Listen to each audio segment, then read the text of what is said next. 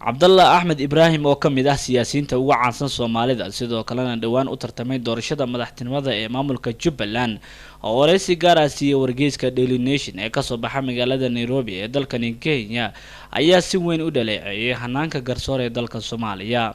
Masar Ibraahim ayaa sheegay in waxa ugu badan ee sii kordhinaya sharci darrada ay tahay in dalka aysan ka jirin hanaan garsoor oo lagu garsoonaan karo.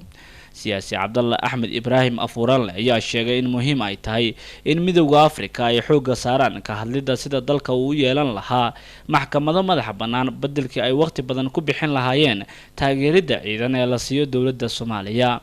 AMISOM waxay ku sugan tahay Soomaaliya tan iyo laga bilaabo 2007 welina waxaa dalka ka jira dhibaatooyin kala duwan sida dalku inuusan lahayn hanaan garsoor oo lagu kalsoonaan karo iyo sidoo kale in aysan jirin maxkamad dastuuri ah taasoo xalisa isfaham waaga soo kala dhexgala dowladda federaalka iyo maamul goboleedyada ayuu yiri Afuuranle.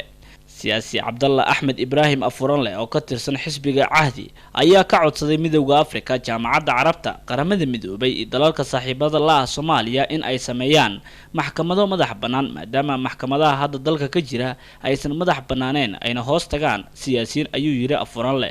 sidoo kale dhawaan ayay ahayd markii ra'iisul wasaare ku-xigeenka dalka uu sheegay in uusan nidaam maxkamadeed ka jirin Soomaaliya. siyaasi Afuuranle ayaa wareysi hore ku sheegay sababta dadku ay u aadayaan in ay tahay jaanis ka bannaan in aysan helin nidaam maxkamadeed oo hufan. doorashooyinka maamul goboleedyada ayaa ah waxa ugu badan ee horseeda khilaafka, isagoo tusaale u soo qaatay in dhawaan dowladda uu hogaamiyo madaxweyne Farmaajo ay la wareegtay maamulka Galmudug kadib markii ay ku guul dareysatay in halkaasi ay ka hirgeliso doorashooyin ayuu yiri siyaasi Afuuranle.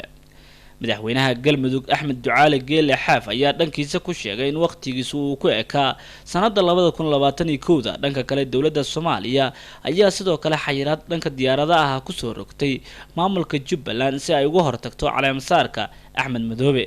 Keenan Cabdulqaadir Xuseen, warbaahinta Dalsan, Nairobi.